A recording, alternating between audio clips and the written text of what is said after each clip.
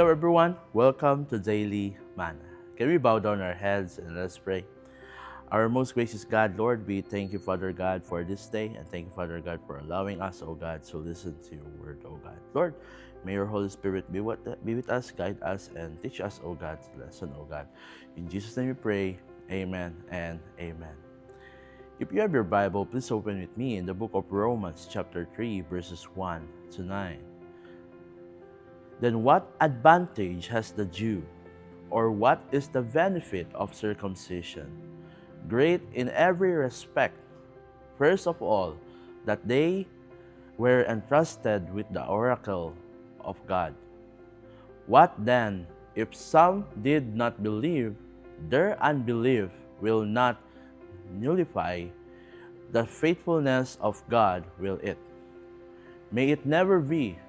Rather, let God be found true, though every man be found a liar, as it is written, that you may be justified in your words and prevail when you are judged.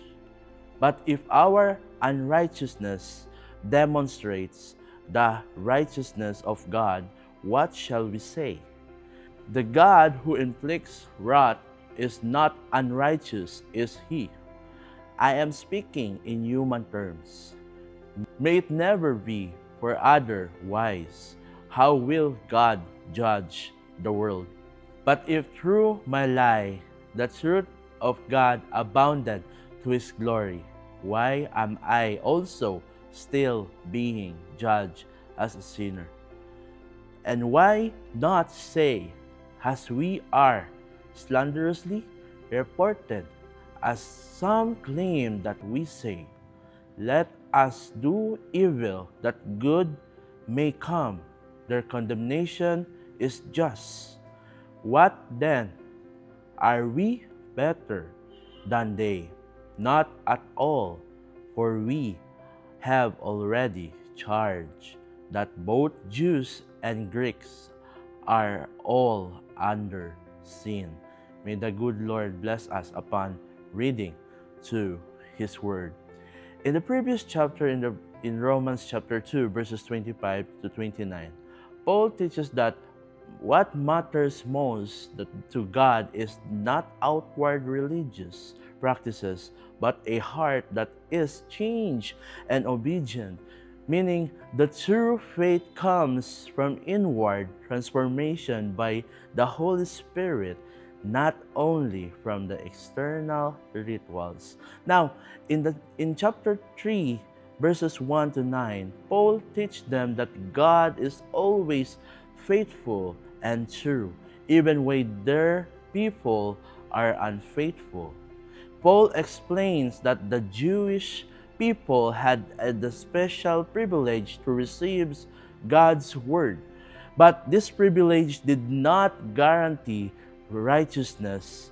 God's promises and character never change because they depend on his faithfulness, not on human actions.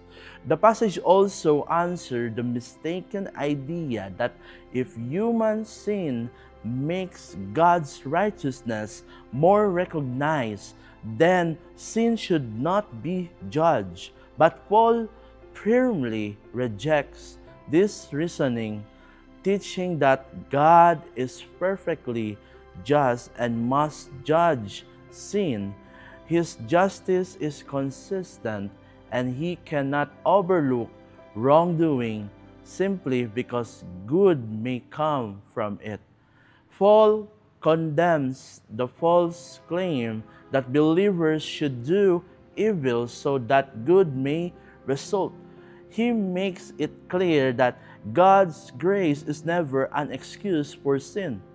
Instead, this passage encouraged the believers to trust God's faithfulness, respect his justice, and live with integrity and obedience rather than trying to justify sinful behavior.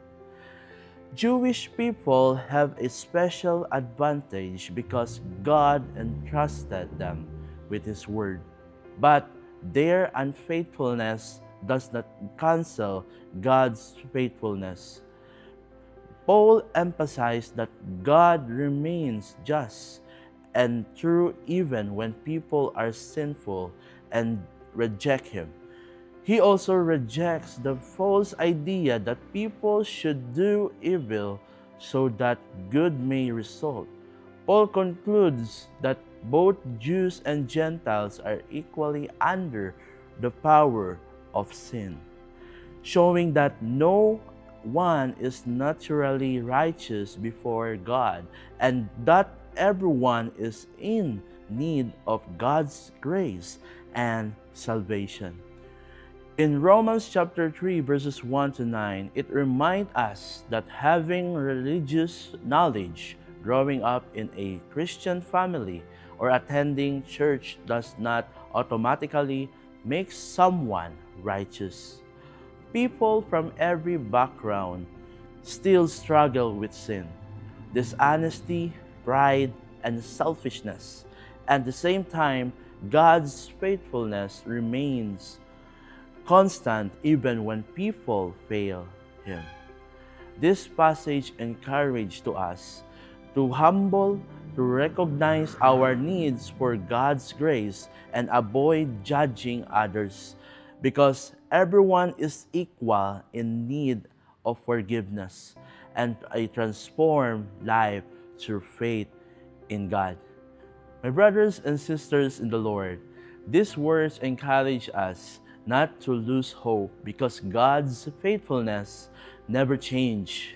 Even when we fall short, no one is perfect and everyone struggles with sin. But God offers His grace to all who come to Him with humility and faith.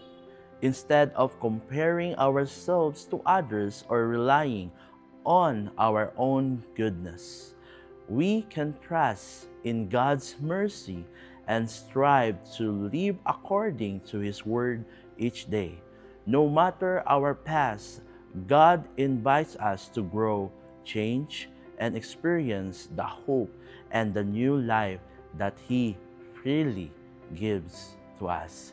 Good day, everyone, and the Lord bless us all.